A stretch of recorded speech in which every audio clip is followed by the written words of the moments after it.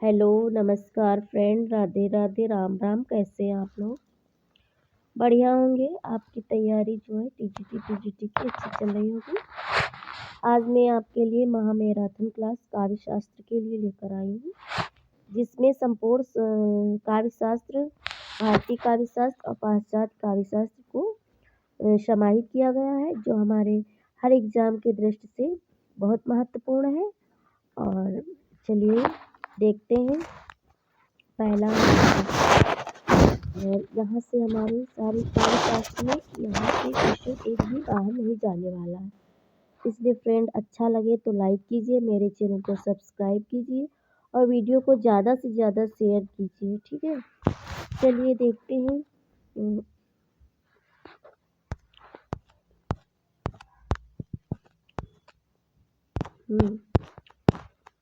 भारतीय काव्य शास्त्र पे पहले चलते हैं। तो पहले इसके विषय में देख लेते हैं इसकी डेफिनेशन। संस्कृत काव्यशास्त्री चर्चा का आरंभ व विकास। तो पहले इसकी हेडिंग है संस्कृत काव्यशास्त्री चर्चा का आरंभ व विकास। अब देखते हैं काव्य का अर्थ क्या होता है। काव्य का अर्थ होता है रसात्मक होता है। काव्य जो है रसात्मक होता है और शास्त्र जो होता है ज्ञान प्रदान होता है। तो काव्य प्लस शास्त्र मिलकर काव्य शास्त्र बनता है। तो इसी प्रकार जैसे काव्य हो गया रसात्मक और मतलब शास्त्र हो गया ज्ञान प्रदान। ठीक है, तो रसात्मक ज्ञान प्रदान काव्य शास्त्र बराबर, यानी कि काव्य शास्त्र रसात्मक ज्ञान प्रदान होता है। ठीक है, तो अब देखते हैं इसका नामकरण। यहाँ पे नामकरण इसका किसने किया? तो प्रारंभ में काव्य शास्त्र के लिए काव्य अलंकार शब्द का सबसे पहले जो है काव्य शास्त्र के लिए काव्य अलंकार शब्द का ही प्रयोग किया जाता था। ठीक है, और उसके बाद जो है सब लेखकों ने अपने अपने अनुसार इसका नामकरण किया है।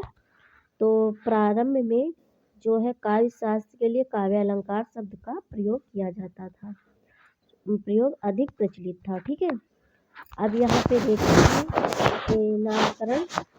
तो भोजदेव जो 11वीं सदी में, भोजदेव 11वीं सदी के हैं।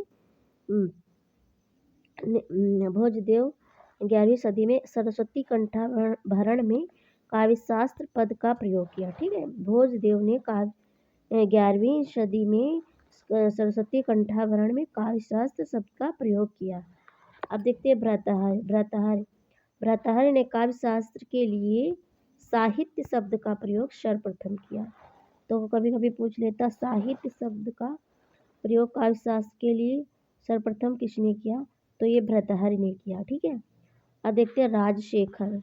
तो राजशेखर पंचमी साहित्य विधा ग्रंथ में काव्य शास्त्र को साहित्य विद्या नाम दिया। राजशेखर ने जो पंचमी साहित्य विद्या यानी कि पंचमी ग्रंथ में काव्य शास्त्र को साहित्य विद्या नाम दिया है। ठीक है, आधुनिक समय में काव्य शास्त्र के लिए साहित्य शास्त्र शब्द का प्रयोग भी किया जाता है, किंतु काव्य शास्त्र अधिक प्रचलित है। ठीक है, अब देखते हैं काव्य शास्त्र की परिभाषा। यहाँ पे देख लेते हैं। ठीक है, काव्य शास्त्र की परिभाषा।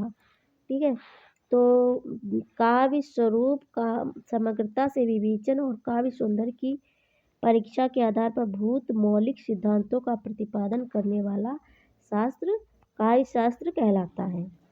तो इसकी डेफिनेशन एक बार फिर रिवाइज करते हैं।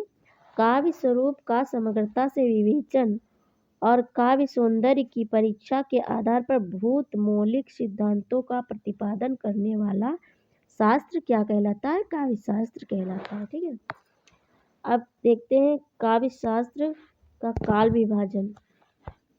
ठीक है, तो काल विभाजन अध्ययन की सुविधा के लिए विद्वानों ने काव्य शास्त्रीय चिंतन की परंपरा को 4 कालों में विभाजित करने का प्रयास किया है। ठीक है, तो इसका काल विभाजन जो है 4 कालों में विभाजित करने का प्रयास किया गया है।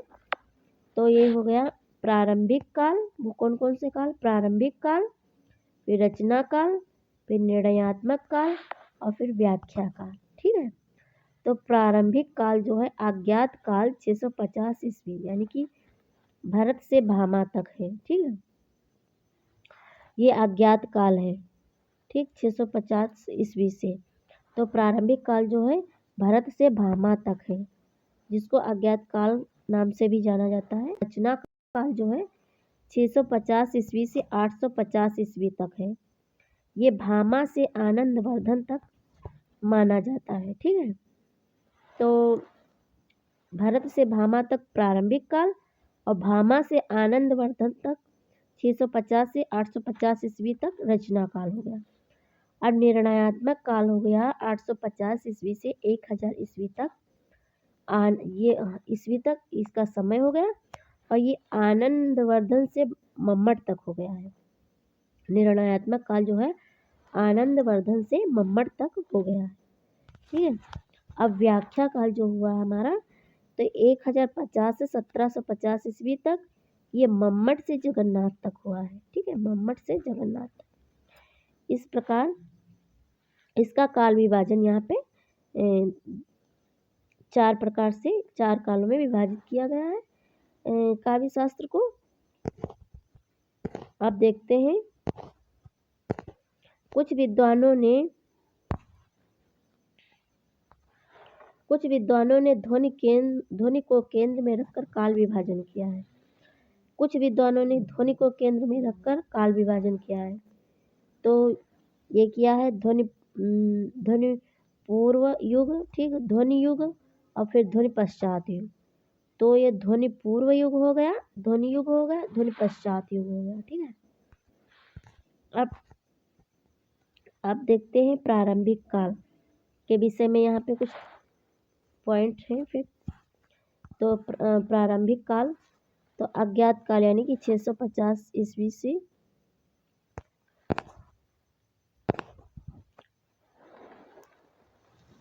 फिर ये आचार्य भरत से भामा तक का समय है। और प्रारंभिक काल 650 ईस्वी से आचार्य भरत से भामा तक का समय है। ठीक है, और भरत मुनि 400 ईसा पूर्व से 100 ईस्वी के मध्य रहे हैं भरत मुनि। ठीक है, और भरत मुनि के नाट्य शास्त्र से भारतीय काव्य शास्त्र का आरंभ माना जाता है। ये वेरी इंपॉर्टेंट है यहाँ पे। भरत मुनि के नाट्य शास्त्र से भारतीय काव्य शास्त्र का आरंभ माना जाता है, जबकि जनश्रुति के आधार पर काव्य शास्त्र का जनक नंदिकेश्वर द्वितीय शक्ति पुस्तक अभिनय दर्पण को माना जाता है। ठीक है, नाट्य शास्त्र का रचना काल पहली व दूसरी शती के मध्य माना जाता है। नाट्य शास्त्र का रचना काल जो है पहली व दूसरी शती के मध्य माना जाता है। अब नाट्य शास्त्र के विषय में अभिनव गुप्त ने इसे नाट्य वेद कहा है, नाट्य शास्त्र को। और यह नाट्य कला पर आधारित व्यापक ग्रंथ एवं टीका है। इसे पंचम वेद भी कहा जाता है। ये कुछ आता है, पंचम वेद किसे कहा जाता है, तो नाट्य शास्त्र को। और अभिनव गुप्त ने इसे नाट्य वेद भी कहा है।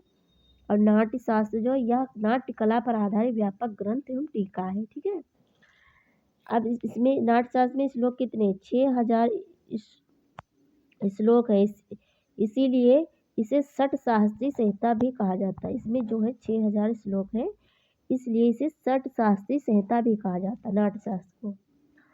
अब यहाँ देखते हैं, निर्णय सागर द्वारा प्रकाशित प्रथम संस्करण में 37 अध्याय है। निर्णय सागर द्वारा प्रकाशित प्रथम संस्करण में 37 अध्याय है। नाट्य शास्त्र में जो है निर्णय सागर द्वारा प्रकाशित प्रथम संस्करण में 37 अध्याय। अभिनव गुप्त ने 36 अध्यायों का उल्लेख किया है। ठीक है, रस संप्रदाय के प्रवर्तक माने जाते हैं।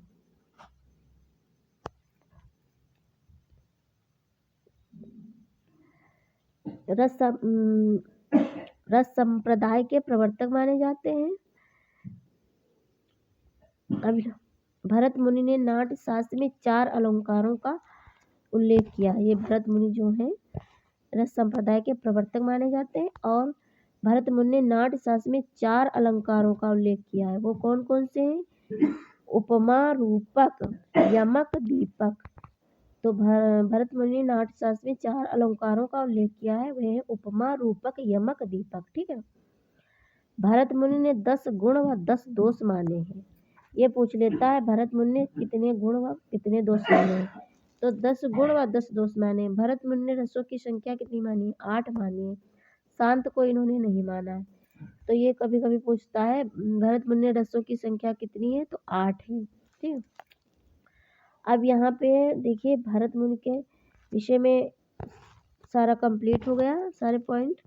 अब यहाँ पे जो है भामा के विषय में देखते हैं। भामा, तो ये भामा जो है, भामा ये 6वीं शताब्दी का पूर्वार्ध है। इनका समय जो है भामा का 6वीं शताब्दी का पूर्वार्ध माना गया है। ये निवासी थे कश्मीर के। पिता जो थे वे रक्रिल गोमी थे। ठीक है। इनकी रचना जो है काव्य अलंकार है, जिसमें 6 परिच्छेद हैं। वेरी इंपॉर्टेंट, बहुत बार पूछता है। अलंकार संप्रदाय के ये प्रवर्तक हैं। भामा जो है ये अलंकार संप्रदाय के प्रवर्तक हैं। ठीक है। भामा पहले आचार्य हैं जिन्होंने विधिवत साहित्य शास्त्र की रचना की। भामा पहले आचार्य हैं जिन्होंने विधिवत साहित्य शास्त्र की रचना की। भामा को साहित्य शास्त्र का पितामह माना जाता है। भामा को जो है साहित्य शास्त्र का पितामह माना जाता है। फ्रेंड, आप लोग अपने कमेंट में अपने मत देते रहिए, और प्लीज़ अच्छा लगे तो वीडियो को लाइक ज़रूर कीजिए, और चैनल को सब्सक्राइब तो ज़रूर कीजिए, और वीडियो को शेयर तो ज़रूर ही कीजिए। ठीक है। और चैनल पे अंत तक बने रहिए।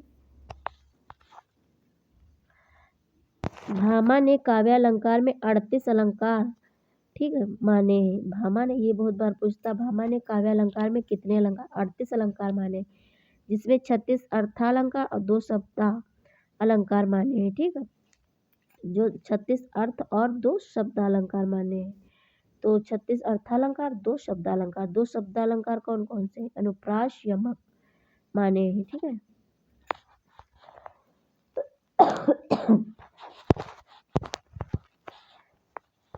भामा ने सभी अलंकारों में वक्रोक्ति को प्रधानता दी है। ठीक है। वक्रोक्ति अलंकार को इन्होंने प्रधानता दी है। इन्होंने गुण कितने माने भामा ने? तो 3 गुण माने हैं, ओज, प्रसाद और माधुर्य। भामा ने 3 गुण माने, ओज, प्रसाद, माधुर्य।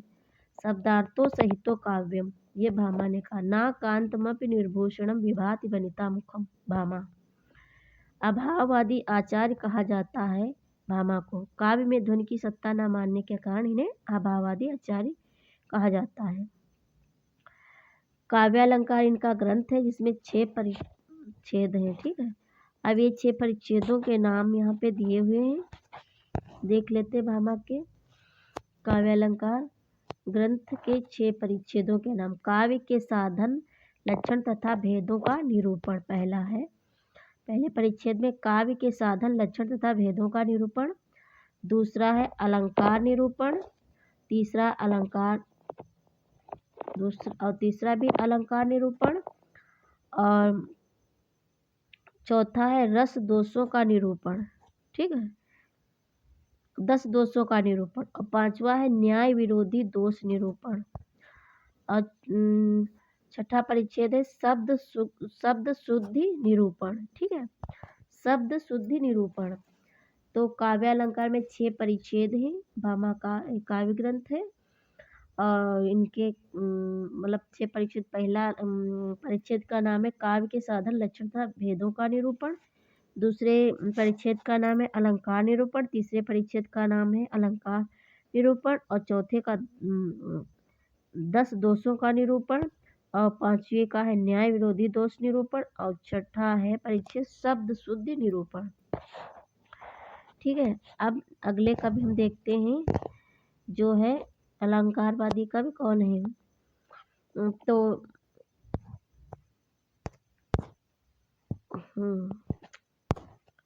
अभी तो इन्हीं का चल रहा है।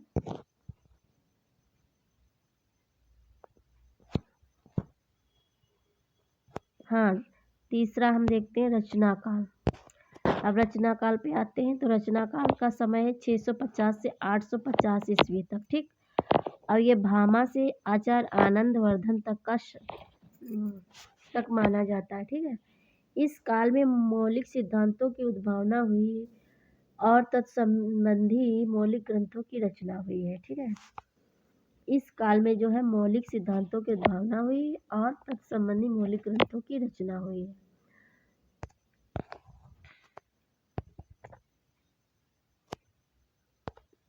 अब सिद्धांत देखते हैं, उद्भावक आचार्य देखते हैं। ठीक है। प्रमुख सिद्धांत और उनके उद्भावक आचार्य देख लेते हैं। तो प्रमुख सिद्धांत है जैसे कि अलंकार। तो अलंकार के वादी कौन? भामा, दंडी, उद्भट। ठीक। और गुण और रीति के प्रवर्तक को दंडी, वामन। और रस सिद्धांत के भट्टलोलक, भट्ट, शंकुक, भट्टनायक। ठीक है।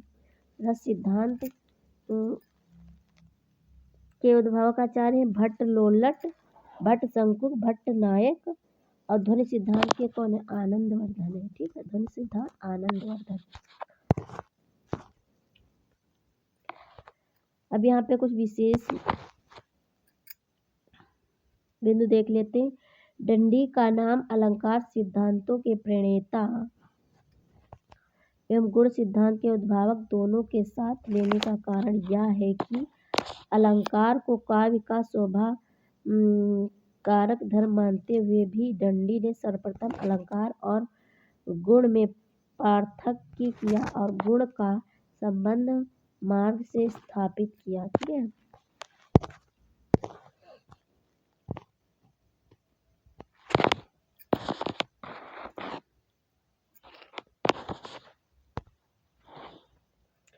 अब महत्वपूर्ण ग्रंथकार और उनका समय और ग्रंथ का नाम दे लें। तो दंडी का समय है 7वीं शती और काव्यादर्श इनका ग्रंथ है। उद्भट का 8वीं शती और इनका काव्यालंकार सार संग्रह उद्भट। वामन 8वीं शती, काव्यालंकार सूत्र इनका ग्रंथ। रुद्रट 9वीं शती, काव्यालंकार इनका ग्रंथ। आनंदवर्धन 9वीं शती, ध्वन्यालोक इनका ग्रंथ। ठीक है। अब प्रमुख आचार्य समय प्रमुख ग्रंथ है। रोयक 12वीं शती, अलंकार सर्वस्व इनका ग्रंथ। हेमचंद्र 12वीं शती, काव्यानुशासन इनका प्रमुख ग्रंथ। रामचंद्र गुणचंद्र हेमचंद्र के शिष्य जो है इनका 12वीं शती समय नाट्य दर्पण इनका प्रमुख ग्रंथ है। शोभाकर मित्र का 12वीं शती समय है, अलंकार रत्नाकर इनका ग्रंथ है। शारदा तनय 13वीं शती, भाव प्रकाशन इनका प्रमुख ग्रंथ है। ठीक है। और जयदेव 13वीं शती, चंद्रालोक इनका प्रमुख ग्रंथ है। और विश्वनाथ 14वीं शती, साहित्य दर्पण इनका प्रमुख ग्रंथ है। विद्याधर 14वीं शती, एकावली इनका प्रमुख ग्रंथ है। विद्यानाथ 14वीं शती, प्रताप रुद्र यशोभूषण इनका ग्रंथ है। ठीक है।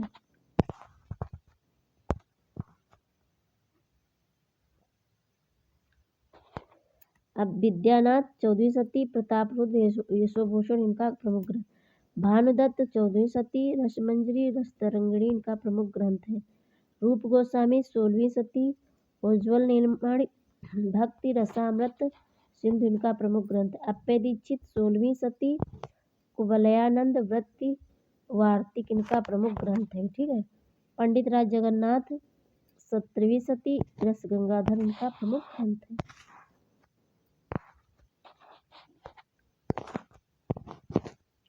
अब निर्णयात्मक काल पे आते हैं। तो निर्णयात्मक काल का समय है 850 ईस्वी से 1050 ईस्वी तक। ठीक। और इसके आचार्य हैं आनंदवर्धन। आचार्य आनंदवर्धन से आचार्य मम्मट तक का समय है। काव्य चर्चा के विकास में यह उत्कर्ष काल था। जो है निर्णयात्मक काल जो था, काव्य चर्चा के विकास में यह उत्कर्ष काल था।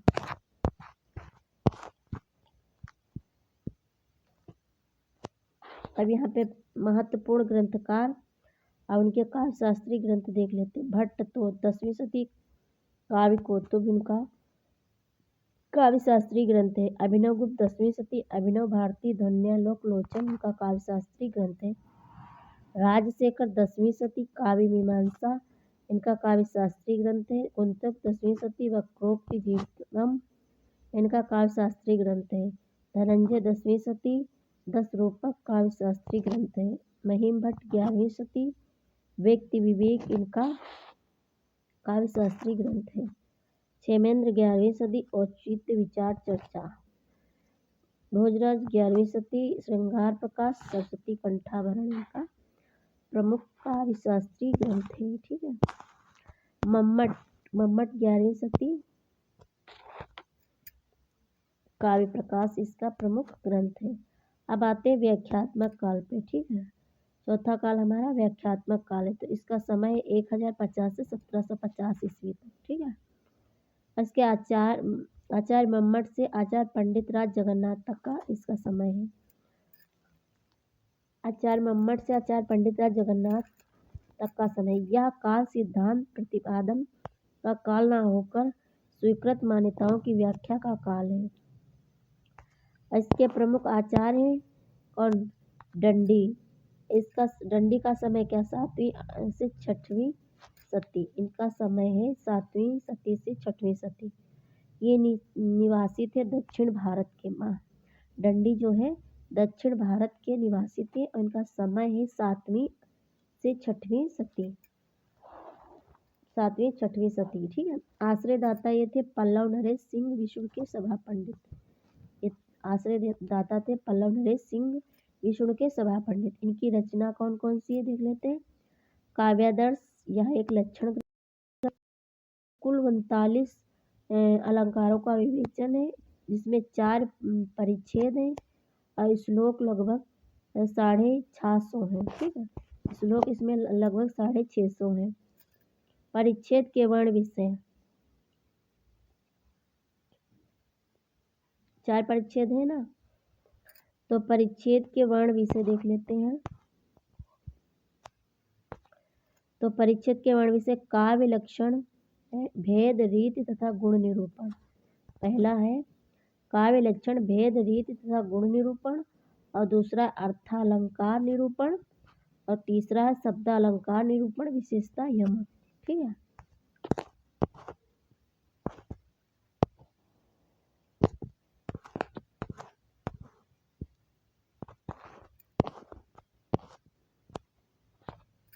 इसी के आधार पर भूषण ने शिवराज भूषण ग्रंथ लिखा है।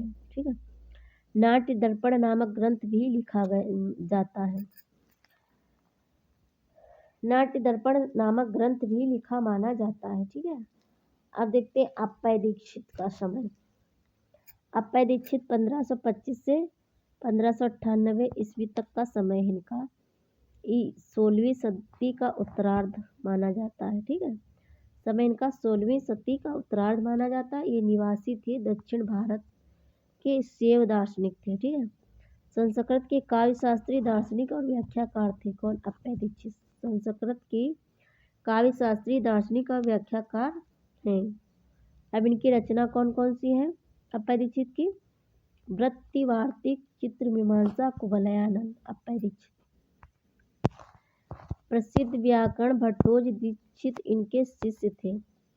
प्रसिद्ध व्याकरण भट्टोजी दीक्षित इनके शिष्य थे।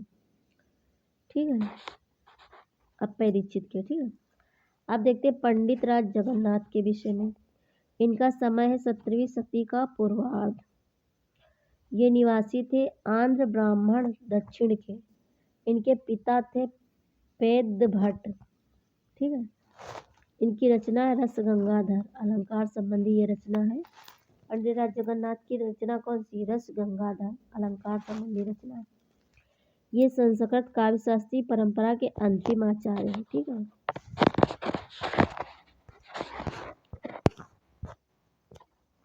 काव्य शास्त्र के विविध स्रोत देख लेते हैं।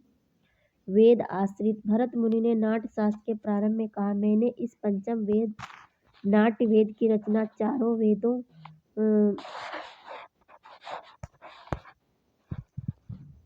वेदों से तत्व लेकर की है।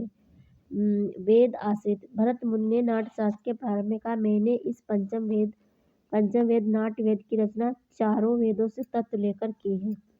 ऋग्वेद से पाठ है, ठीक है। सामवेद से गान, ऋग्वेद से पाठ लिया गया, सामवेद से गान लिया गया, यजुर्वेद से अभिनय लिया गया, अथर्ववेद से रस लिया गया, ठीक है। इसीलिए इसको वेद आश्रित भी माना जाता है। अब देखते हैं यहाँ पे वेदांग। वेदांग कितने होते हैं? वेदांग जो है 6 होते हैं। कौन कौन से होते हैं? शिक्षा, कल्प, व्याकरण, निरुक्त, छंद, ज्योतिष। तो जो है शिक्षा का मंत्र उच्चारण विधि क्या है? नाक, प्राण, ठीक है। कल्प किस मंत्र का प्रयोग किस कर्म में करना है और यज्ञ संबंधी नियम है, ये है हाथ। हाथ यानी कल्प। अब व्याकरण जो है मुख से किया जाता है।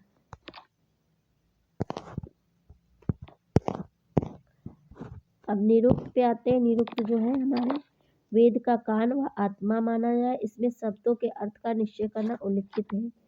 तो कान आत्मा जो है वेद, निरुक्त वेद का कान व आत्मा है, इसमें शब्दों के अर्थ का निश्चय करना उल्लिखित है। कान व आत्मा। छंद शास्त्र, इसका उद्देश्य मंत्रों से समुचित पाठ से है, जिसका पैर माना गया है। ज्योतिष यज्ञों और अनुष्ठानों का समय ज्ञात होता है। ज्योतिष से यज्ञों और अनुष्ठानों का समय ज्ञात होता है, जिसको नेत्र से माना गया है। ज्योतिष को नेत्र कहा गया है, ठीक है। अब देखते हैं पुराण आश्रित। पुराण वस्तुतः वेद का ही विस्तार है।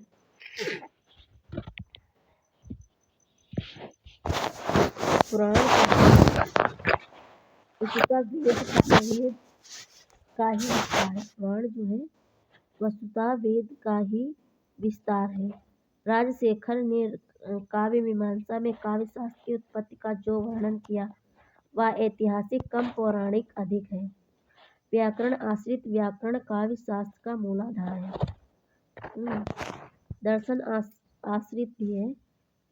कुछ प्रमुख सिद्धांतों का सीधा संबंध दार्शनिक सिद्धांतों से है, जैसे अविद्या लक्षणा दोनों शब्द शक्तियों का संकेत न्याय शास्त्र में मिलता है, ठीक है।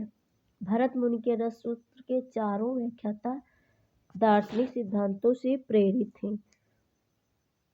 भरत मुनि के रस सूत्र की चारों व्याख्याता दार्शनिक सिद्धांतों से प्रेरित हैं। अब यहाँ पे देखते हैं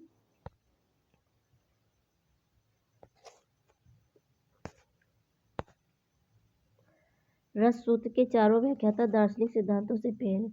तो लोलट जो है मीमांसा दर्शन जैमिनी, शंकुक जो है न्याय दर्शन, ठीक है। अभिनव गुप्त जो है शैव दर्शन से, और भट्टनायक सांख्य दर्शन। अब काव्य लक्षण देख लेते हैं। लक्षण का अर्थ है विशेष धर्म। काव्य लक्षण का अर्थ है काव्य का विशेष धर्म। काव्य की परिभाषा ही काव्य का लक्षण है। काव्य लक्षण संस्कृत के आचार्यों द्वारा दी गई परिभाषा है। भरत मुनि ने नाट्य शास्त्र में काव्य का कोई लक्षण नहीं दिया है। वास्तविक काव्य लक्षण का प्रारंभ भामा से होता है, ठीक है। वास्तविक काव्य लक्षण का प्रारंभ जो है भामा से होता है। भामा से होता है। अब इनके काव्य लक्षण और प्रतिपादक आचार्य देख लेते हैं। तो किसने क्या कहा? शब्दार्थों सहितम काव्यम, तो ये किसने कहा? भामा ने। शरीरम ताव दिष्टार्थ व्यवच्छिन्ना पदावली, ये किसने कहा? ये किसकी पंक्ति है? ये दंडी की है। और शब्दार्थ शरीरम तावत काव्यम आनंदवर्धन, शब्दार्थ शरीरम तावत काव्यम आनंदवर्धन ने कहा, ठीक है। तद 200 शब्दार्थों सगुणा वलंकृति पुनः मम्मट वाक्यम रसात्मकम काव्यम आचार्य विश्वनाथ। रमणीयार्थ प्रतिपादकता शब्दा काव्यम, ये किसने कहा? पंडित राज जगन्नाथ ने। ननु शब्दार्थो काव्यम रुद्रट ने कहा। काव्यम शब्दों अयम गुणालंकार संस्कृतयो शब्दार्थयो वर्तते, ये कहा वामन ने, ठीक। शब्दार्थों सहितो वक्र कवि व्यापार शालिनी, ये कुंतक ने कहा है। बंधो व्यवस्थितो काव्यम, ये कुंतक ने। अदोषो सगुणों सालंकारों च शब्दार्थों काव्यम, ये हेमचंद्र जी ने कहा है। काव्यम विशिष्ट शब्दार्थ साहित्य सदलंकृति, क्षेमेंद्र ने कहा। ठीक है, अब देखते हैं मध्यकालीन हिंदी के विद्वानों द्वारा दिए गए काव्य लक्षण। तो ये सगुण, देखिए मध्यकालीन हिंदी के विद्वानों द्वारा दिए गए काव्य लक्षण है। तो सगुण अलंकारन सहित दोष रहित जो होय, शब्द अर्थ बारो कवित विबुध कहत सबको, ये कहा किसने कहा? ये चिंतामणि जी ने कहा, काव्य का लक्षण दिया है। ठीक है, यद्यपि सजाति सुलक्षणी यद्यपि सुजाति सुलक्षणी सुवर्ण सरस सुव्रत भूषण बिनु न विराजई कविता वनिता मित, ये किसने काव्य लक्षण दिया है? ये केशव दास जी ने दिया। यद्यपि दोष बिनु गुण सहित, यद्यपि दोष बिनु गुण सहित अलंकार सोलीन कविता वनिता छवि नहीं बिन तदपि प्रवीण। ठीक, ये श्रीपति ने काव्य का लक्षण बताया है, श्रीपति ने। ठीक है, दोष रहित और गुण सहित कछुक अल्प अलंकार शब्द अर्थ सो कवित है, ताको करो विचार, कुलपति मिश्र ने कहा।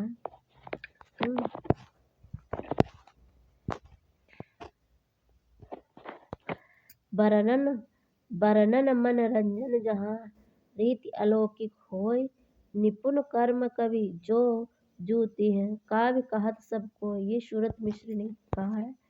शब्द जीवती अर्थ मन रसमय सुजस शरीर, चलत है जुग छंद गति अलंकार गंभीर, ये कवि देव ने कहा है। ठीक है, सुगम पदार्थ दोष बिनु पिंगल मत अविरुद्ध, भूषण जुत कवि कर्म जो सो कवित्व कही शुद्ध। ठीक, ये किसने कहा? सोमनाथ जी ने कहा। रस कविता को अंग है, भूषण है भूषण शकल, ये किसने कहा? भिखारी दास जी ने कहा। रस कविता को अंग है, भूषण है भूषण शकल, भिखारी दास, काव्य लक्षण दिया है।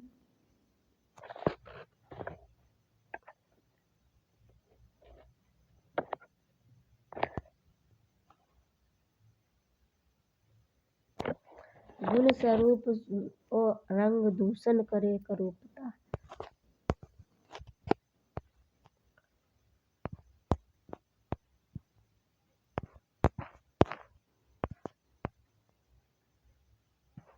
ये भिखारी दास का। साहित्य जन समूह के हृदय का विकास, ये किसने कहा? ये बालकृष्ण भट्ट जी ने कहा। ज्ञान राशि के संचित कोश का नाम साहित्य, ये महावीर प्रसाद द्विवेदी जी ने कहा। अंतःकरण की वृत्तियों के चित्र का नाम कविता, ये महावीर प्रसाद द्विवेदी, दोनों लाइनें। ज्ञान राशि के संचित कोश का नाम साहित्य, अंतःकरण की वृत्तियों के चित्र का नाम कविता, महावीर प्रसाद द्विवेदी ने कहा। मनोभावों शब्दों का रूप धारण करते हैं, वही कविता है, चाहे वह पद्यात्मक हो या गद्यात्मक, ये किसने कहा है? ये महावीर प्रसाद द्विवेदी जी ने कहा है। मनोभाव शब्दों का रूप धारण करते हैं, वही कविता है, चाहे वह पद्यात्मक हो या फिर गद्यात्मक, महावीर प्रसाद द्विवेदी जी ने कहा। कविता प्रभावशाली रचना है जो पाठक या श्रोता के मन पर आनंदमयी प्रभाव डालती है, ये महावीर प्रसाद द्विवेदी ने कहा। ठीक है, जिस प्रकार आत्मा की मुक्तावस्था ज्ञान दशा कहलाती है, उसी प्रकार हृदय की मुक्तावस्था रस दशा कहलाती है। हृदय की मुक्ति की साधना के लिए मनुष्य की वाणी जो शब्द विधान करती आई है, उसी कविता कहते हैं, ये आचार्य रामचंद्र शुक्ल जी ने कहा है। शत्रोद्रेक या हृदय की मुक्तावस्था के लिए किया हुआ शब्द विधान काव्य है, आचार्य रामचंद्र शुक्ल जी ने कहा। साहित्य वह है जिसे चरस खींचता हुआ किसान भी समझ सके और खूब पढ़ा लिखा भी समझ सके, ये किसने कहा? महात्मा गांधी ने कहा। साहित्य वह है जिसे चरस खींचता हुआ किसान भी समझ सके और खूब पढ़ा लिखा भी समझ सके, महात्मा गांधी ने कहा। साहित्य जीवन की आलोचना, ये प्रेमचंद्र ने कहा। साहित्य जीवन की आलोचना है। प्रेमचंद ने कहा काव्य आत्मा की संकल्पनात्मक अनुभूति है जिसका संबंध विश्लेषण या विज्ञान से नहीं। ये जयशंकर प्रसाद ने कहा काव्य संसार के प्रति कवि की भाव प्रधान किंतु व्यक्तिगत संबंधों से मुक्त मानसिक प्रतिक्रियाओं कल्पना के साँचे में छली हुई श्रेय की प्रेरूपा प्रभावोत्पादक अभिव्यक्ति है। ये डॉक्टर गुलाब राय ने कहा है। काव्य संसार के प्रति कवि की भाव प्रधान किंतु व्यक्ति संबंधों से मुक्त मानसिक प्रतिक्रियाओं कल्पना के साँचे में ढली हुई श्रेय की प्रेरूपा प्रभावोत्पादक अभिव्यक्ति है। डॉक्टर गुलाब राय। कविता हमारे परिपूर्ण क्षणों की वाणी है। किसने कहा? पंत ने कहा। कांटा चुभाकर उसकी पीड़ा के अनुभूत तो संसार कराता है पर कभी बिना कांटा चुभाए उसकी पीड़ा के अनुभूत करा देता। महादेवी वर्मा ने कहा। ठीक है।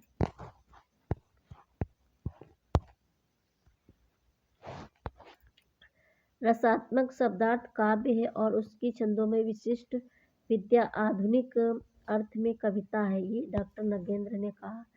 काव्य आत्मा अभिव्यक्ति है। डॉक्टर नगेंद्र। कविता सबसे पहले और अंत में शब्द है। अज्ञेय ने कहा। ठीक है। कविता भाषा में आदमी होने की तमीज है। ये धूमिल ने कहा।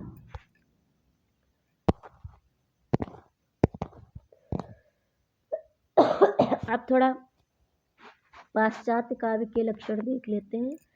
यहाँ कविता रागात्मक और छंदोबद्ध भाषा के माध्यम से प्रकृति का अनुकरण है। ए ड्राइडन ने कहा है। कविता हमारे प्रबल भावों का सहज उच्छलन है। ये वर्ड्सवर्थ ने कहा।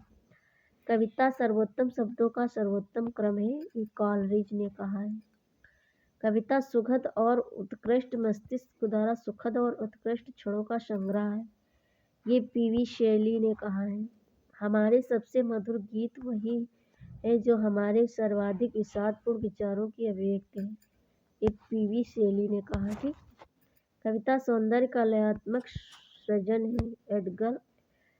एडगर एलन पो ने कहा। कविता मूलतः जीवन की आलोचना है। मैथ्यू आर्नल्ड ने कहा। अब काव्य हेतु देख लेते हैं। हेतु का अर्थ है कारण। अतः काव्य हेतु का अर्थ है काव्य की उत्पत्ति का कारण। परिभाषा किसी व्यक्ति में काव्य रचना की सामर्थ्य उत्पन्न कर देने वाले कारण काव्य हेतु कहलाते हैं। काव्य हेतु की परिभाषा देख लेते हैं। किसी व्यक्ति में काव्य रचना की सामर्थ्य उत्पन्न कर देने वाले कारण काव्य हेतु कहलाते हैं। हेतु का अर्थ क्या है? कारण है। अतः काव्य हेतु का अर्थ है काव्य के उत्पत्ति का कारण। Sorry friend. अब बाबू गुलाब राय के शब्दों में देखते हैं इन्होंने क्या कहा। हेतु का अभिप्राय उन साधनों से है जो कवि की रचना में सहायक होते हैं। अब भेद देख लेते हैं काव्य हेतु के। भारतीय काव्य में काव्य हेतु के 3 भेद माने गए हैं। कितनी? काव्य हेतु के 3 भेद माने गए हैं। कौन कौन से हैं? प्रतिभा शक्ति, अनिवार्य शक्ति या जन्मजात शक्ति। प्रतिभा पहली है। प्रतिभा जिसको हम शक्ति यानी कि अनिवार्य शक्ति या जन्मजात भी हो सकती है, अनिवार्य भी हो सकती है। दूसरी है व्युत्पत्ति। ठीक है। और तीसरा है अभ्यास। तो इसमें भारतीय काव्य में काव्य हेतु के 3 भेद माने गए। कौन कौन से? प्रतिभा, व्युत्पत्ति, अभ्यास। तो प्रतिभा जो होती है इसको शक्ति भी कहते हैं। ये अनिवार्य भी हो सकती है और जन्मजात भी हो सकती है। ठीक है। और व्युत्पत्ति जिसको हम बहुज्ञता भी कहते हैं। ठीक। और अभ्यास तीसरा है अभ्यास। तो इन तीनों काव्य हेतुओं में प्रतिभा का स्थान सर्वोपर है। इन तीनों काव्य हेतुओं में सबसे ऊपर स्थान किसका है? प्रतिभा का है। ठीक है। रुद्रट ने प्रतिभा के 2 भेद माने हैं। तो रुद्रट ने जो है प्रतिभा के 2 भेद माने। तो एक माना सहजा या जन्मजात होती, उत्पाद्या अध्ययन से प्राप्त होती। तो रुद्रट ने प्रतिभा के 2 भेद माने, सहजा, उत्पाद्या। तो सहजा जन्मजात होती है, उत्पाद्य अध्ययन से प्राप्त होती है। लोको विद्या प्रकीर्णश्च काव्यांगा पंक्ति है वामन की, ठीक है। काव्य हेतु के स्थान पर काव्यांग शब्द का प्रयोग किसने किया है? वामन ने। काव्य हेतु के स्थान पर काव्यांग शब्द का प्रयोग वामन ने किया है। प्रतिभा के दो भेद कारित्री और भावित्री राजशेखर ने किए हैं। प्रतिभा के दो भेद कारित्री प्रतिभा और भावित्री राजशेखर ने किए हैं, ठीक है। भावित्री प्रतिभा वह होती है या सहृदय में उत्पन्न होती है, और कारित्री या कवि में होती है। भावित्री या सहृदय में होती है, कारित्री या कवि में होती है। पुनः इसके तीन भेद किए गए हैं। सहजा या जन्मजात होती है, आहार्य या अभ्यास द्वारा अर्जित की जाती है, औपदेशिक या शास्त्र आदि के उपदेशों से प्राप्त होती है। कारित्री प्रतिभा के भी तीन भेद किए गए हैं। कौन कौन से? सहजा, आहार्य, औपदेशिक। अब देखते हैं, प्रतिभा को काव्य निर्माण का एकमात्र हेतु माना है किसने? पंडितराज जगन्नाथ ने।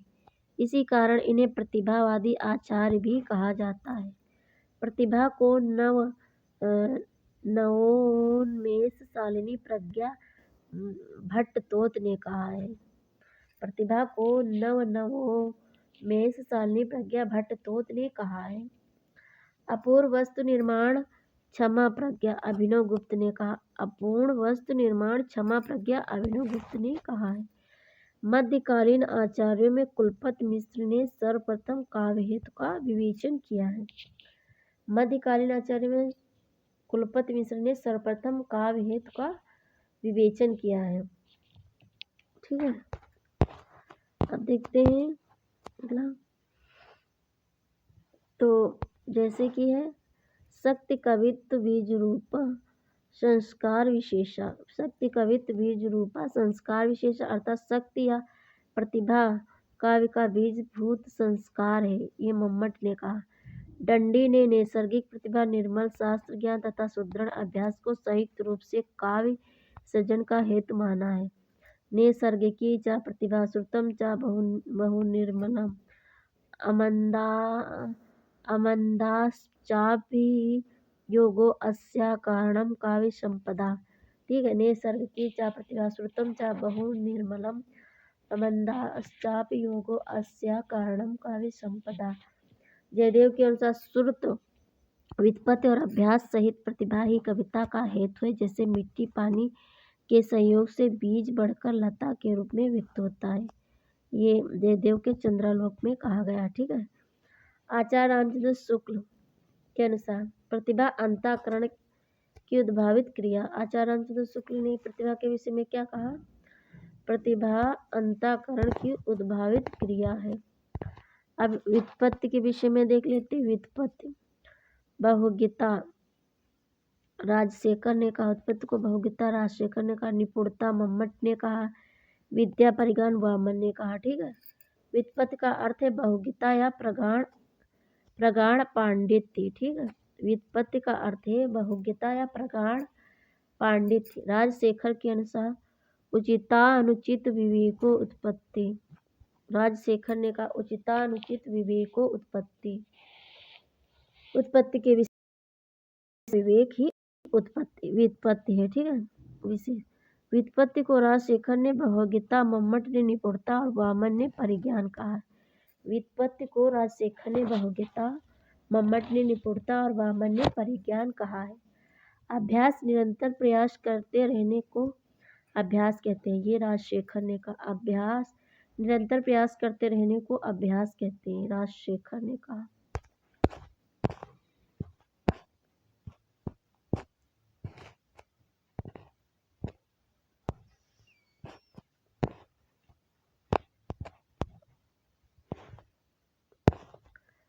अब देखते हैं फिर भूषण राष्ट्रीय भावना की जागृत कहा इन्होंने।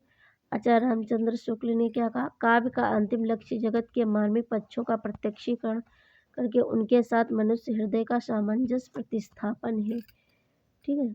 काव्य शास्त्र के विषय भारतीय काव्य शास्त्र के विषय में कहा है भूषण ने। राष्ट्रीय भावना की जागृत आचार्य रामचंद्र शुक्ल ने काव्य का अंतिम लक्ष्य जगत के मानवीय पक्षों का प्रत्यक्षीकरण करके उनके साथ मनुष्य हृदय का सामंजस्य प्रतिस्थापन है। हजारी प्रसाद द्विवेदी ने क्या कहा है? उन्होंने कहा है मानव कल्याण काव्य शास्त्र मानव कल्याण। और जो है नंद दुलारे वाजपेयी ने क्या कहा? आत्मानुभूत। नंद दुलारे वाजपेयी ने कहा आत्मानुभूत। डॉक्टर नगेंद्र ने आत्माभिव्यक्ति कहा है।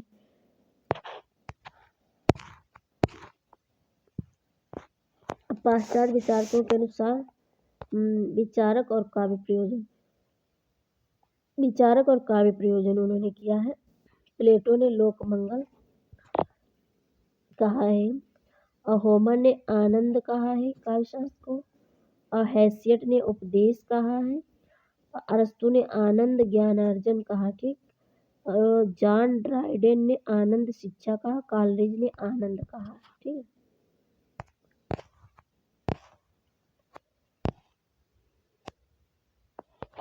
कला के लिए, कविता के लिए मत के समर्थक Homer, लोंजाइस, शिलर, Oscar Wilde, doctor Bradley हैं। कला जीवन के लिए मत के समर्थक प्लेटो, रस्किन, टॉलस्टॉय हैं।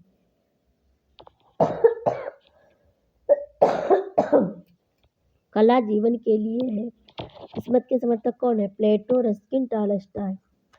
साम्यवादी विचारक कौन? Horace, Coleridge, Wordsworth, Matthew Arnold, IA. Richards. अब रस विवेचन है। रसो वे अर्थात रस आनंद का आनंद स्वरूप ब्रह्म है।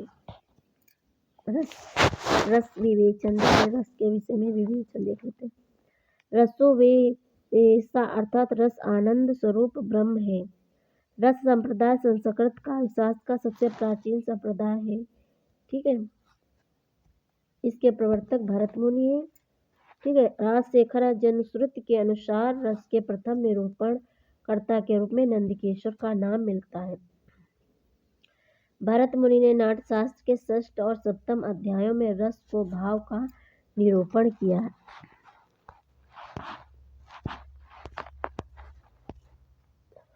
इसको रस को जो है ब्रह्मानंद सहोदर सर्वप्रथम भट्ट नायक ने कहा है। ये बहुत बार बच्चा इस रस को ब्रह्मानंद सहोदर किसने कहा? भट्ट नायक ने कहा। राजशेखर ने शब्दार्थों ते शरीरम रस आत्मा कहकर रस को काव्य की आत्मा घोषित किया है। राजशेखर ने शब्दार्थों ते शरीरम रस आत्मा कहकर रस को काव्य की आत्मा घोषित किया है। अभिनव गुप्त ने रसनेव सर्वजीवितम काव्यम कहा है रस को, ठीक है। और मम्मट ने ये रसज्ञाम गिना कहा है रस को। आचार्य विश्वनाथ ने वाक्यम रसात्मकम काव्यम कहा है। पंडित राज जगन्नाथ ने रमणीयार्थ प्रतिपादकता शब्दा काव्यम कहा है रस को। उक्त सभी आचार्य रस को काव्य की आत्मा मानते हैं, ठीक है। संस्कृत काव्यशास्त्र में रुद्रट ने ही सर्वप्रथम रस को अलंकारों की दास्ता से मुक्त किया था। सभी अलंकारों का मंतव्य काव्य को रसमय बनाना है। ये किसने कहा? दंडी ने कहा।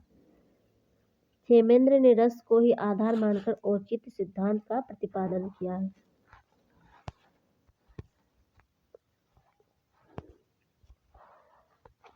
रस विवेचन का स्वर्ण युग 850 से 1050 ईस्वी तक माना जाता है। रीतिकालीन कवि देव ने शब्द और अर्थ को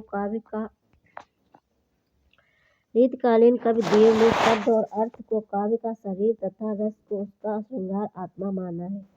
रस कविता का सबसे बड़ा गुण है, ये महावीर प्रसाद द्विवेदी जी ने कहा है, ठीक है।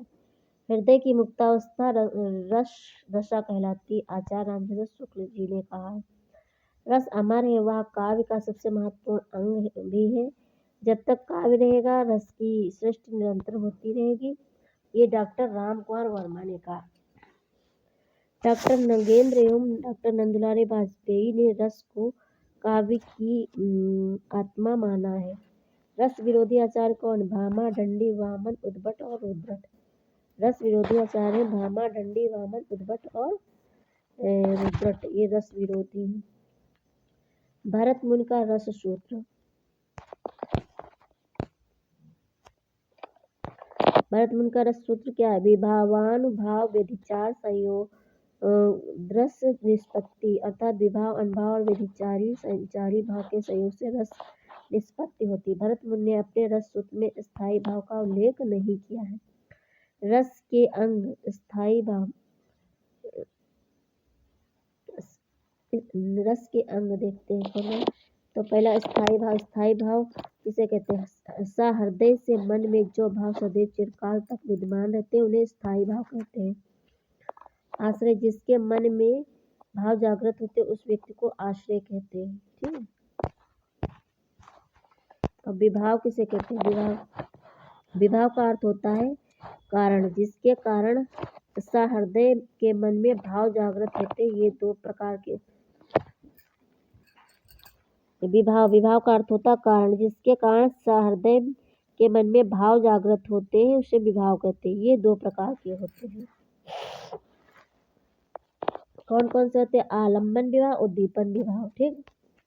तो आलम्बन विवाह जिसके कारण भाव जागृत हो। उद्दीपन जो स्थितियां या देश काल भाव को उद्दीप्त करने में सहायक है।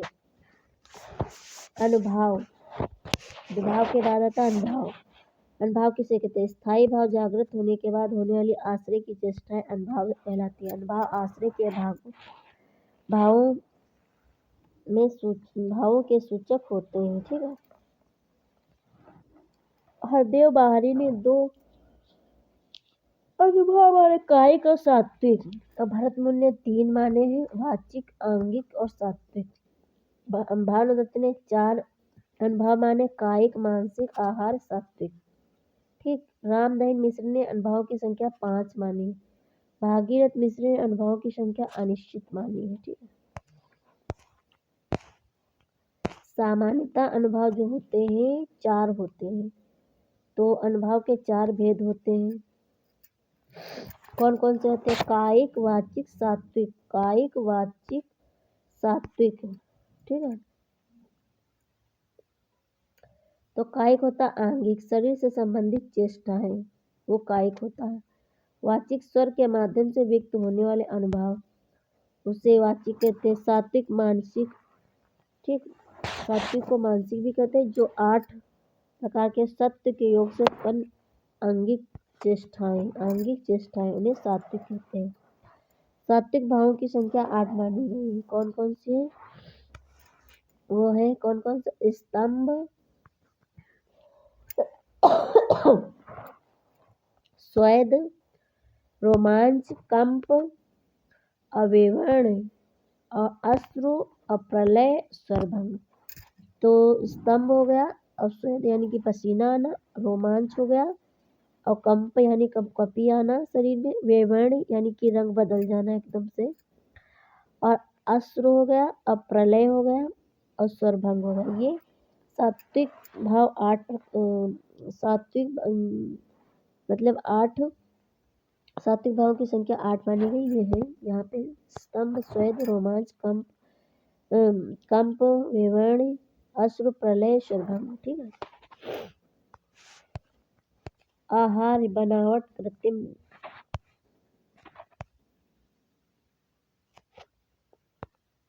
चौथा कौन सा? आहार। ठीक। तो आहार है बनावट यानी कृत्रिम वेशभूषा को आहार कहते हैं। बनावट, कृत्रिम वेशभूषा को क्या कहते हैं? आहार कहते हैं। संचारी भाव कितने हैं? 33। आश्रय के मन में उत्पन्न होने वाले आस्तिक मनोविकारों को संचारी भाव कहते हैं। इनकी संख्या 33 मानी गई है। तो कौन कौन से? हर्ष, विषाद, त्रास, कष्ट यानी तकलीफ,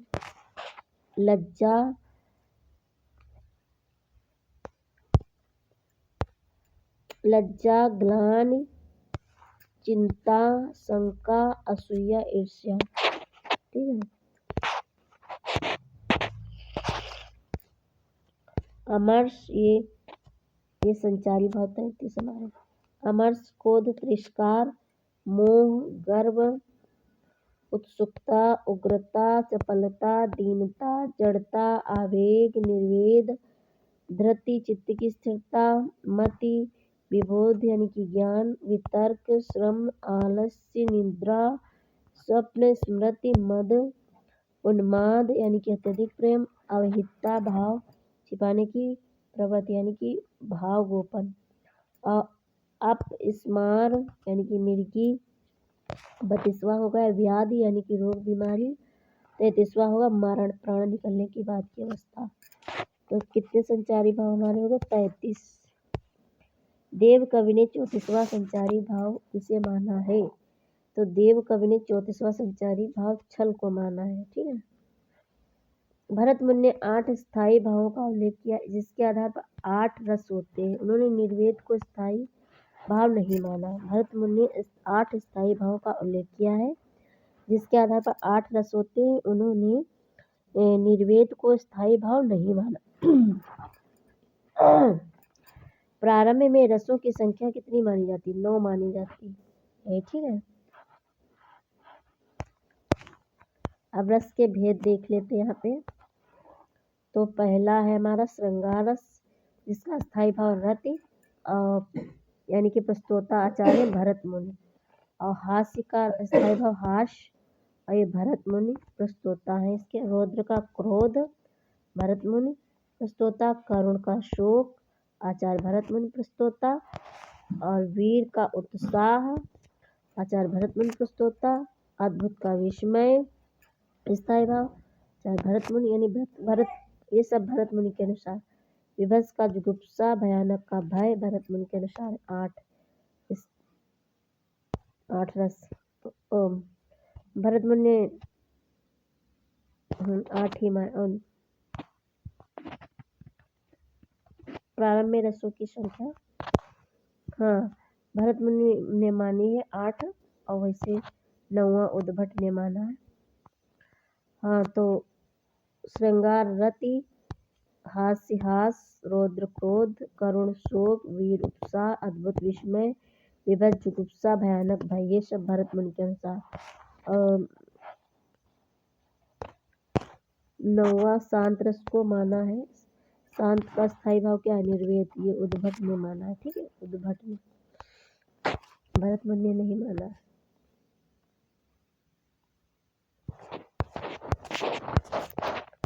शांत को।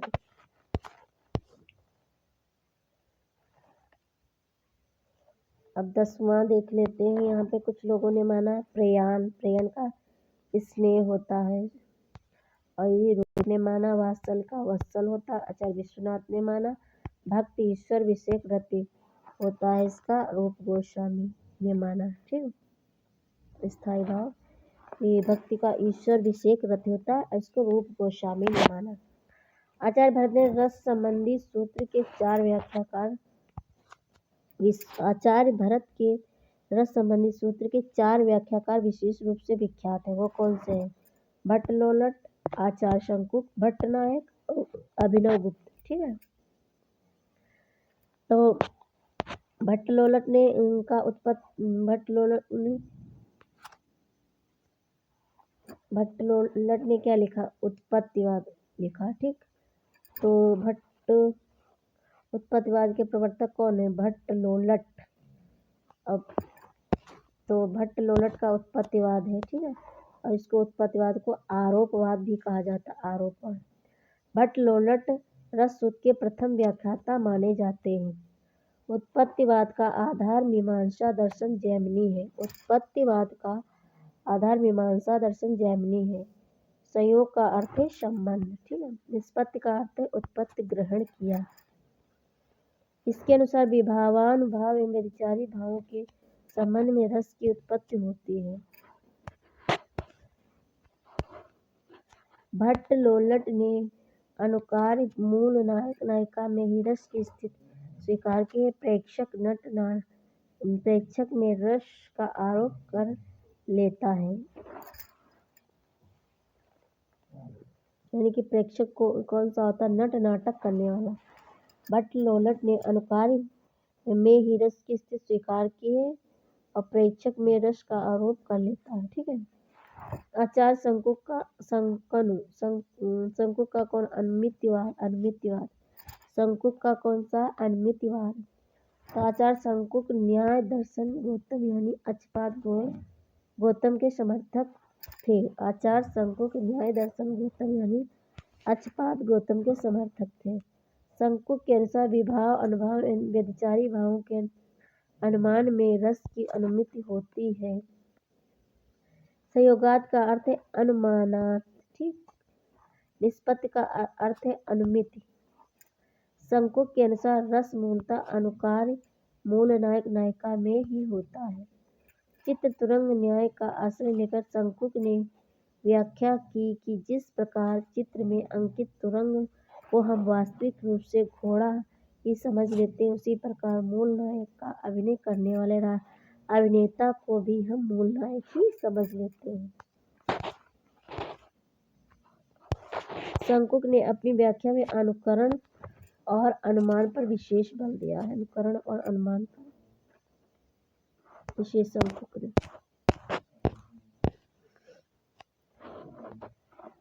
शंकुक ने संयोग का अर्थ अनुमान अर्थ स्वीकार करके रस प्रक्रिया को विवादास्पद बना दिया है, क्योंकि अनुमान में कार्य को देखकर कारण का अनुमान होता है। अब तो भट्ट नायक का भुक्तिवाद है, ठीक है। भट्ट नायक भुक्तिवाद के प्रवर्तक है। इसके भुक्तिवाद को भोगवाद भी कहा जाता है। भट्ट नायक सांख्य दर्शन यानी कि सांख्य दर्शन के अनुयायी थे, और सांख्य दर्शन के प्रवर्तक कौन है? कपिल मुनि है, ठीक है। इनके अनुसार विभाव, अनुभाव, व्यभिचारी भावों के विभावन से ही रस की भुक्ति होती है।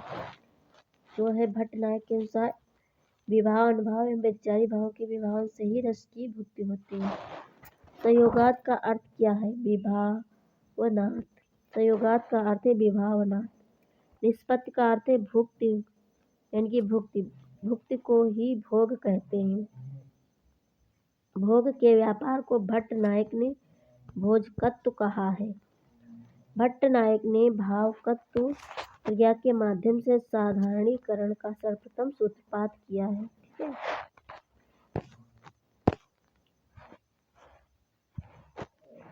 अब अभिनव गुप्त का अभिव्यक्तिवाद देख लेते हैं।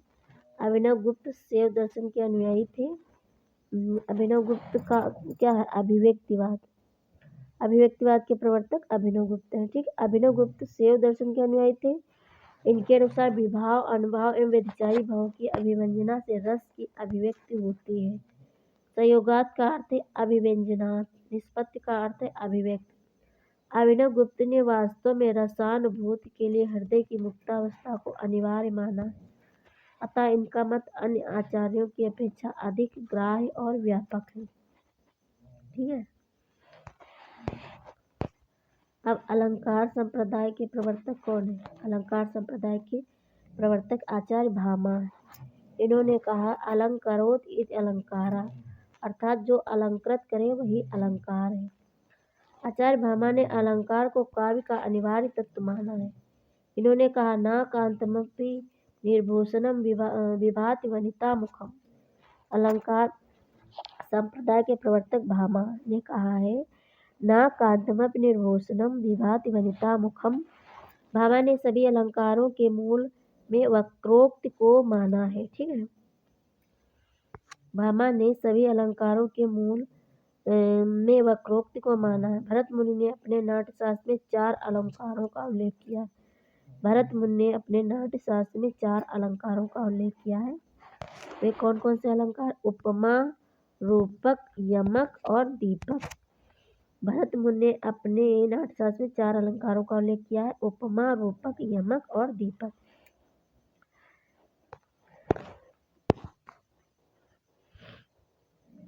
अब भारतीय काव्य शास्त्र अब देखते हैं। बाबू गुलाब राय ने कवि, पाठक और भाव तीनों के साधारणीकरण पर विचार किया है। नाटकीय प्रपंच, नाटक और प्रेक्षक का साधारणीकरण। उनके मतानुसार साधारणीकरण की स्थिति में कवि अपने व्यक्तित्व से ऊंचा उठकर साधारणीकृत हो जाता है, अतः वह लोक प्रतिनिधि होकर भावाभिव्यक्ति करता है। पाठक का साधारणीकरण इस अर्थ में होता है कि वह अपने व्यक्तित्व के बंधनों को तोड़कर लोक सामान्य की भाव भूमिका में जाता है।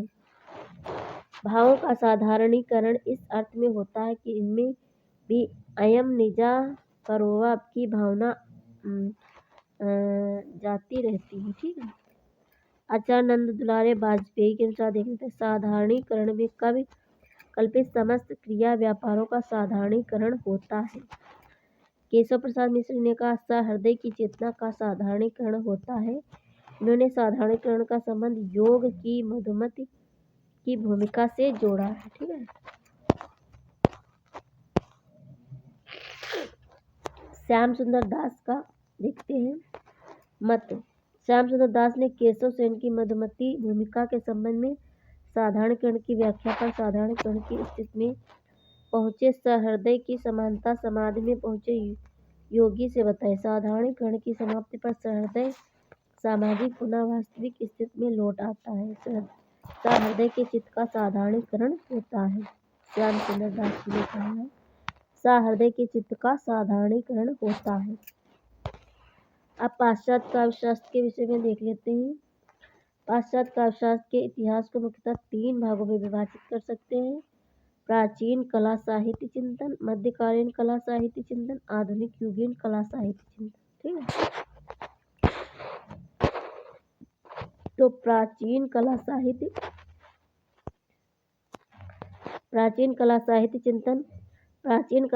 चिंतन को मुख्यतः 2 भागों में विभक्त कर सकते हैं। यूनानी काव्य चिंतन, लैटिन काव्य शास्त्रीय चिंतन और यूनानी काव्य चिंतन में मुख्य विचारक हैं। देखो प्राचीन कला साहित्य चिंतन को मुख्यतः 2 भागों में विभक्त कर सकते हैं। वे कौन कौन से? यूनानी काव्य चिंतन और लैटिन काव्य शास्त्रीय चिंतन। तो अब यूनानी काव्य चिंतन के विषय में देख लेते हैं। यूनानी काव्य चिंतन में मुख्य विचारक हैं कौन है? सुकरात, प्लेटो, अरस्तु, लोंजाइस। यूनानी काव्य चिंतन में मुख्य विचारक हैं सुकरात, प्लेटो, अरस्तु, लोंजाइस। अब लैटिन का काव्यशास्त्रीय चिंतन। लैटिन के काव्यशास्त्रीय चिंतन के मुख्य विचारक निम्नलिखित हैं। कौन कौन है? लैटिन के काव्यशास्त्रीय चिंतन के मुख्य विचारक हैं Cicero, Horace, Quintilian, Saint Augustine, Thomas Aquinas, Dante, Giraldi, सिंटो, कैसेल, वेत्रो। ठीक है। अब मध्यकालीन कला साहित्य चिंतन को मुख्यतः दूसरा है मध्यकालीन कला साहित्य चिंतन। मध्यकालीन कला साहित्य को मुख्यतः निम्नलिखित भागों में विभाजित कर सकते हैं। वो कौन कौन से? यहाँ पे देखिए मध्ययुगीन इटालियन काव्यशास्त्र, फ्रांसीसी साहित्य चिंतन, मध्यकालीन स्पेनी कला साहित्य चिंतन, मध्यकालीन जर्मन कला साहित्य चिंतन, मध्ययुगीन रूसी साहित्य कला चिंतन, मध्यकालीन अमेरिकी कला साहित्य चिंतन, मध्ययुगीन अंग्रेजी कला साहित्य चिंतन, मध्ययुगीन इटालियन काव्यशास्त्र, फ्रांसीसी साहित्य चिंतन। ठीक, फ्रांसीसी साहित्य चिंतन। बोइलो, सेंट व्यूतेन, फ्लोवेयर, जोला, बादलेयर, मलारमे, रिमाल, Henri Bergson, Voltaire, Denis Diderot, Rousseau. फ्रांसीसी साहित्य चिंतन है। ठीक है। अब मध्यकालीन स्पेनी कला साहित्य चिंतन देख लेते हैं। Louis विवे day cast, Leopoldo alas. अब मध्यकालीन जर्मन कला साहित्य चिंतन कौन कौन से हैं? बामगार्टन, सुल्जर, मेंडल्सन, कलमन, लेंसिंग, हाइंस, हैमन, कांट। गोइटे, गेटे, हम्बोल्ट, शिलर, फिक्टे, हीगल, शापेनहोवर, फ्रेडरिक नीत्शे। अब मध्ययुगीन रूसी साहित्य कला चिंतन देख लेते हैं। तो बेलिस्की, सर्जन, चर्नोसेव्स्की, दोब्रोल्युबोन, पिसारेव, तालस्ताय। ये हो गए मध्ययुगीन रूसी साहित्य कला चिंतन।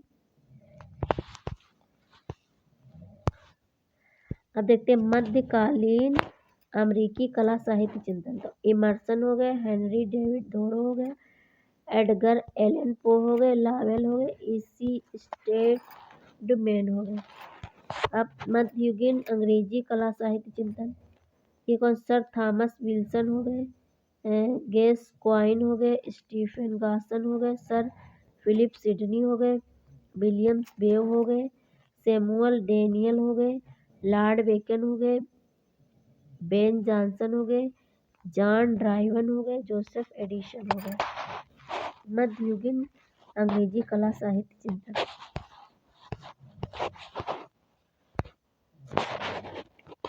अलेक्जेंडर पोप हो गए, डॉक्टर सैमुअल जॉनसन हो गए, और विलियम वर्ड्सवर्थ हो गए, सैमुअल टेलर कॉलरिज हो गए, विलियम है जालिट हो गए, मैथ्यू अर्नल्ड हो गए, वाल्टर पेटर हो गए, ऑस्कर वाइल्ड हो गए। आधुनिक युगीन कला साहित्य चिंतन देख ले, आधुनिक युगीन कला साहित्य चिंतन देख लेते हैं।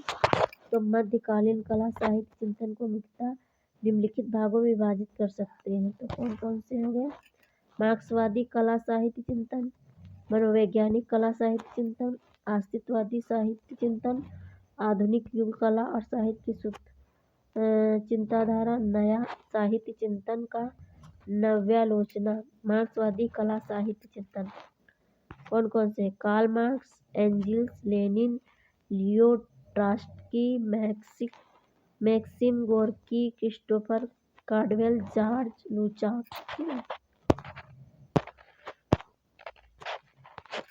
मनोवैज्ञानिक कला साहित्य चिंतन, Sigmund Freud, Alfred Adler, Carl Jung, McDougall, doctor Havelock Ellis. अस्तित्ववादी साहित्य चिंतन, Soren Kierkegaard, Martin Heidegger, Karl Jaspers, Kafka, Franz Jean Paul Sartre, अल्बेयर Camus. ठीक है। आधुनिक युग कला में साहित्य की शुद्ध चिंताधारा, तो ये कौन है, Benedetto Croce, Ezra Pound, T S. Eliot, John Crowe Ransom, Herbert Read, I A. Richards. नया साहित्य चिंतन या नव्यालोचना, नया साहित्य चिंतन या नया साहित्य चिंतन या नव्यालोचना, Fred Raymond Leavis, Allen Tate, Tillyard Cleanth Brooks, sir William Samson, Lionel Trilling, W K. Wimsatt. सही समीक्षा, रेनेवेलक और ऑस्टिन लॉरेन का समृद्ध काव्य सिद्धांत या सापेक्षवादी काव्य सिद्धांत। प्रमुख काव्य सिद्धांत और वाद कौन कौन से हैं, प्रमुख काव्य सिद्धांत और अनुकृति सिद्धांत, विरेचन सिद्धांत, औदात्य सिद्धांत, हॉरेस औचित्य सिद्धांत, क्रोंच का व्यंजनावाद का सिद्धांत, टी.एस. इलियट का परंपरा एवं इतिहास बोध का सिद्धांत, इलियट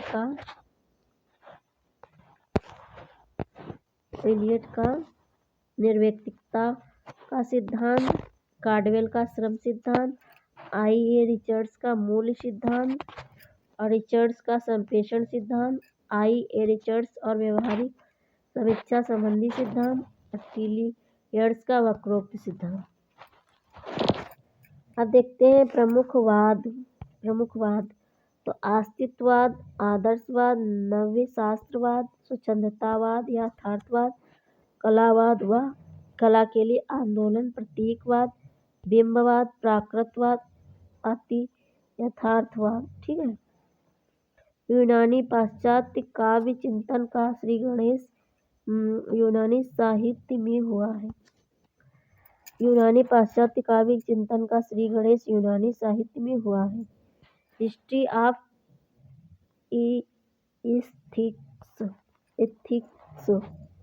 एस्थेटिक्स के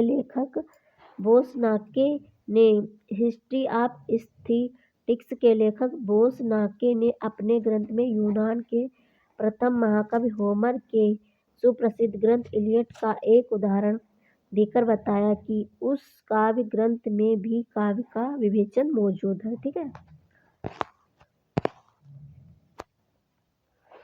होमर का समय ईसा पूर्व 9वीं शताब्दी माना जाता है। महाकवि होमर यूनान में नहीं सारे यूरोप में वह सर्वोत्कृष्ट कवि और महाकवि माना जाता है। महाकवि होमर को यूनान में ही नहीं सारे यूरोप में वह सर्वोत्कृष्ट कवि और महाकवि माना जाता है। महाकवि होमर की 2 महाकाव्य कृतियां इलियड और ओडिसी 5वीं शती ईसा पूर्व के लगभग अलंकार शास्त्र रिटेरिक्स वक्तृत्व कला का प्रचार आरंभ हुआ। कुछ विचारकों के अनुसार सोफिस्ट को पहला अलंकार शास्त्री कहा जा सकता है। सुकरात का समय 469 ईसा पूर्व से 399 ईसा तक माना जाता है। यद्यपि एक संत महात्मा दार्शनिक चिंतक और तार्किक व्यक्ति थे जो सुकरात थे। यह एक संत महात्मा दार्शनिक चिंतक और तार्किक व्यक्ति थे, पर काव्य शास्त्र संबंधी उनके कोई प्रत्यक्ष विचार नहीं मिलते। उनका विश्वास था कि सत्य ही शिव है और सुंदर भी। सुकरात ने कहा सत्य ही शिव है और सुंदर भी है। ठीक है। उनकी चिंतना उनके शिष्य प्लेटो के माध्यम से सामने आई। उनका महत्व इसी से है कि वे प्लेटो के गुरु हैं। ठीक है। एक व्यवस्थित शास्त्र के रूप में पाश्चात्य साहित्य लोचना की पहली झलक प्लेटो के इयोन नामक संवाद में मिलती है। सुकरात। ठीक है। अब प्लेटो के विषय में थोड़ा देख लेते हैं। मूल नाम अरिस्टोप्लेन, गुरु प्रदत्त नाम प्लातोन, अरबी फारसी नाम अफलातून, अंग्रेजी नाम प्लेटो। प्लेटो का जन्म एथेंस में ईसा पूर्व 428 में और मृत्यु 348 या 347 में एक वैवाहिक भोज के समय हुई। कुछ विद्वानों का मत है कि लेख लिखते हुए प्लेटो की मृत्यु हुई। प्लेटो की प्रमुख रचनाएं इयोन, क्रातिलुस, गोर्गियास, फेन्द्रुस, फिलेबुस, विचार गोष्ठी, ये प्लेटो की रचनाएं हैं। ठीक है। गणतंत्र, लाज, ये जो इसके प्लेटो की रचनाएं। प्लेटो के प्रगीत के 3 अंग माने हैं। प्लेटो ने प्रगीत के 3 अंग माने हैं। कौन? शब्द, माधुर्य, लय। 3 अंग माने शब्द, माधुर्य, लय। प्लेटो ने कला को आग्राह्य माना है जिसके 2 आधार दर्शन और प्रयोजन। प्लेटो ने कला को आग्राह्य माना जिसके 2 आधार दर्शन और प्रयोजन। प्लेटो के अनुसार कवि काव्य सृजन देवी शक्तियों से प्रेरित होकर करता है। काव्य देवी को प्लेटो म्यूजेस संज्ञा से अभिहित किया। प्लेटो ने यूनानी शब्द मिमेसिस अर्थात अनुकरण का प्रयोग आकर्षी अर्थ में किया। उनके अनुसार अनुकरण में मिथ्यात्व रहता है। वास्तव में प्लेटो के अनुकरण में मिथ्यात्व का आरोप लगाकर कलागत सृजनशीलता की अवहेलना की है। प्लेटो के आदर्श राज्य से कवि या साहित्यकार के निष्कासन की वकालत करता जो कि कवि सत्य के अनुकरण का अनुकरण करता है जो सत्य से 3 गुना है। प्लेटो ने अपने इयोन नामक संवाद में काव्य सृजन प्रक्रिया काव्य हित की चर्चा की। इसने ईश्वरीय उन्माद को काव्य हित स्वीकार किया है। प्लेटो ने काव्य के 3 प्रमुख भेद स्वीकार किए: अनुकरणात्मक, प्रहसन और दुखात्मक नाटक, वर्णनात्मक, डिथिरेब, प्रगीत और मिश्र। ठीक। कला के मूल्य के संदर्भ में प्लेटो का दृष्टिकोण उपयोगितावादी और नैतिकवादी था। प्लेटो का कला विषय दृष्टिकोण विधेयात्मक या मानकी अर्थात प्लेटो बताना चाहते हैं कि कला कैसी होनी चाहिए। प्लेटो सुकरात के प्राणदंड के पश्चात व्यवहारिक राजनीतिक छोड़कर राजनीतिक दर्शन की ओर मुड़े। उनका ग्रंथ रिपब्लिक राजनीतिक चिंतन और आदर्श राज्य का एक महत्वपूर्ण दस्तावेज है। उनके अधिकांश ग्रंथ संवादों के रूप। प्लेटो ने रिपब्लिक में लिखा है दास्तां मृत्यु से भी भयावह है। दास्तां मृत्यु से भी भयावह।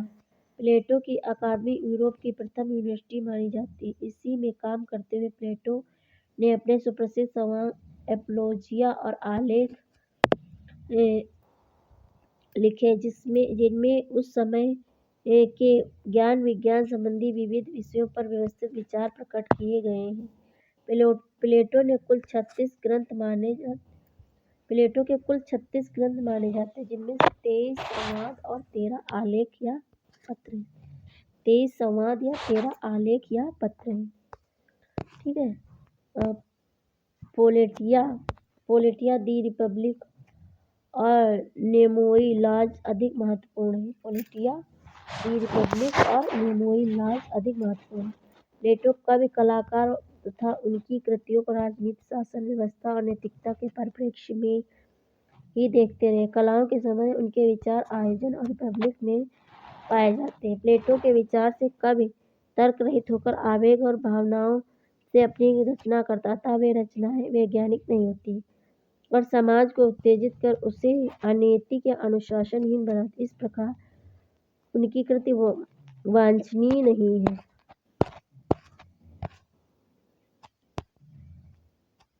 प्लेटो दैवी प्रेरणा पर विश्वास करते थे। उनके विचार में इतिहास की महत्वपूर्ण घटनाओं के पीछे दैवी प्रेरणा काम करती है। कवि भी दैवी प्रेरणा के वशीभूत होकर ही काव्य रचना और कला की सृष्टि करता है। उनका विचार है कि कवि के भीतर नई उद्भावना और भावावेश कला से नहीं वरन दैवी प्रेरणा से अनुकरण सिद्धांत। प्लेटो की मान्यता यह है कि कवि या कलाकार का चित्रण वास्तविकता और सत्य से तिगुना दूर होता है, क्योंकि यह वास्तविक सत्य के अनुकृत की आकृति। उनका विचार है कि ईश्वर ही सत्य है। उसने एक अखंड सत्य की रचना की जो मानसिक है। प्रकृति या सृष्टि उसकी अनुकृति या प्रतिरूप है। कलाकार और कवि का प्रेरक तत्व जीवन और प्रकृति है, जो ईश्वर ने वास्तविक सत्य के अनुरूप बनाई है। अतः कवि और कलाकार की रचना सत्य से तिहरे आवरण में है, दुगुनी दूरी पर है, इसलिए उसका महत्व दार्शनिक सत्य से घटकर है। विचार या प्रत्यय अनुकरण वस्तु जगत अनुकरण कला जगत। विचार या प्रत्यय अनुकरण वस्तु जगत अनुकरण कला जगत। अब प्लेटो के विचार से वस्तु के 3 रूप होते: आदर्श, वास्तविक और अनुकृत। आदर्श, वास्तविक और अनुकृत। प्रकृति और सृष्टि भी ईश्वर के किसी आदर्श का मॉडल के आधार पर रची गई अपूर्व सृष्टि है।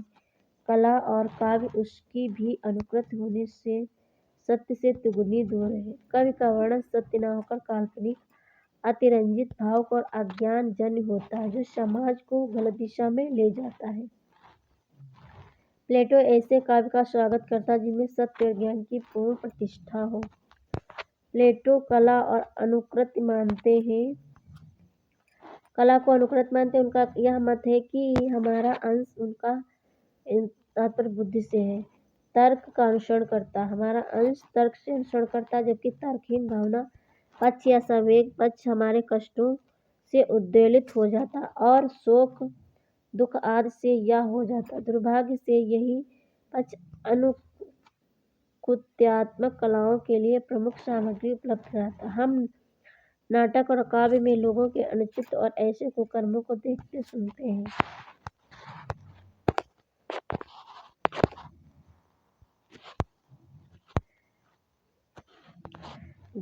दमित काम प्रवृत्ति ही जीवन की मुख्य प्रेरक शक्ति है। इसी को व्यापक अर्थ देने के लिए वे लिबिडो शब्द का प्रयोग करते हैं। फ्राइड की मान्यता कि शिशु की काम प्रवृत्ति अपने माता पिता और भाई बहनों की ओर प्रेरित होती, किंतु नैतिक निषेधों के कारण इस वृत्ति का दमन होता है और व्यक्ति के मन में कुंठाएं बन जाती। इसी को वे इपीडस कुंठा कहते हैं, जो इनके सिद्धांत में विशेष महत्व रखती है। कला और साहित्य पर फ्राइड के विचारों का गहरा प्रभाव पड़ा। फ्राइड के अनुसार कला और धर्म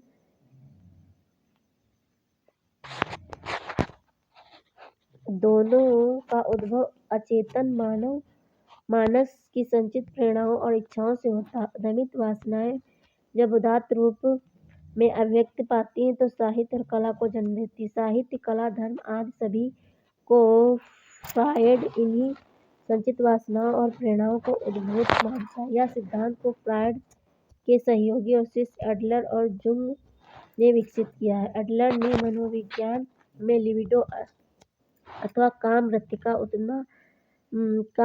का उतना महत्व नहीं है जितना अहम इदम का है। आपके सिद्धांत में आत्मस्थापन ही प्रवृत्ति है।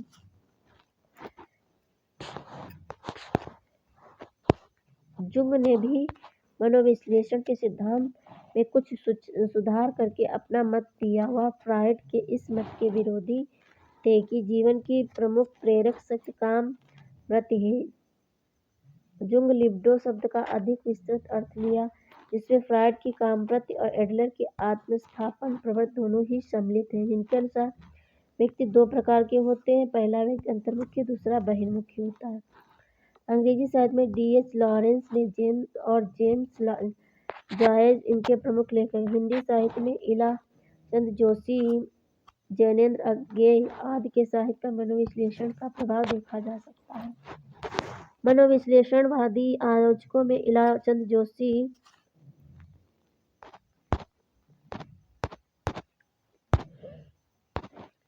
जोशी, देवराज उपाध्याय, अज्ञेय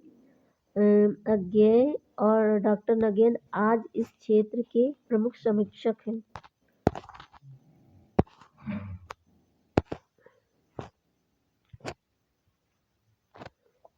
यदि कलाकार सचमुच कलाकार है, निरा प्रचारक नहीं, तो उसकी प्रेरणा शक्ति एक निगूढ़ और अत्यंत व्यक्तिगत व्यवस्था, जिसके कारण वह संसार की सत्यता को चित्रित करने के बाद होता है।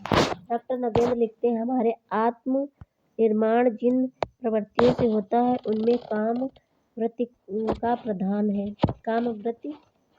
है। इलाचंद जोशी के अनुसार छायावादी कवियों की कल्पना लोक की उड़ान अपनी अक्षमता की पूर्ति का प्रयास है।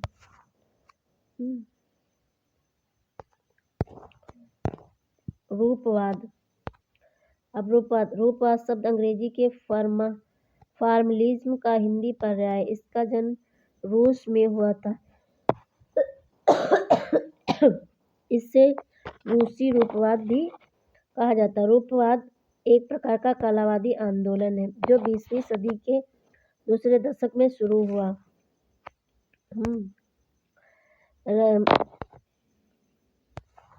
रचना में सामाजिक मूल्य, संदेश अथवा कथ्य की तुलना में रूप और तकनीक पर अधिक बल दिया गया है। रूपवाद के प्रवर्तकों में बोरिस एकेनाव, विक्टर स्केलोप्स्की, रोमन जेकोब्सन, बोरिस तोमरजेव्स्की हैं। ठीक है। पाश्चात्य काव्यशास्त्र के रचनाकार उनकी रचनाएं देख लेते हैं। पाश्चात्य काव्यशास्त्र के रचनाकार उनकी रचनाएं, रचनाकार और उनका समय और रचनाकार और रचनाएं। तो प्लेटो का समय 427 से 347 ईसा पूर्व। इनकी रचनाएं हैं Republic, Ion, Symposium, Phaedo, Phaedrus, Parmenides, Sophist, Apology, Statesman, Philebus, Timaeus, Critias, Laws, क्लाइसिस, ये हैं प्लेटो की रचनाएं। अरस्तु का समय 384 से 322 ईसा पूर्व। इनकी रचनाएं कौन है? पेरिपोएटिकेस, रिटोरिक पॉलिटिक्स। तो होरेस का समय 65 से 8 ईसा पूर्व। इनकी रचना कौन सी है? Ars Poetica. और लॉन्जाइनस का है 1 से 3वीं सदी और इनकी रचना है पेरी इप्सुम ऑन दी सबलाइम। ठीक है। सर फिलिप सिडनी का समय 1554 से 1586 और इनकी रचना An Apology for Poets. Poet John Dryden का समय 1631 से 1700 ईस्वी। इनकी रचना द इंडियन एम्परर 1667 से एनस मिराबिली 1669, इससे एस्से ऑफ ड्रामेटिक पोएट्री 1668 ये इनकी है। जोसेफ एडिसन की है 1672 से 1719। इनकी रचना the Spectator Pleasures of Imagination, ठीक है, जोसेफ एडिसन।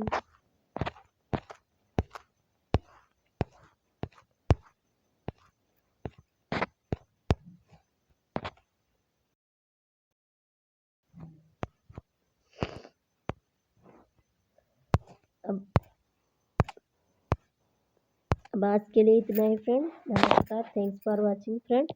बने रहिए हमारे चैनल पे।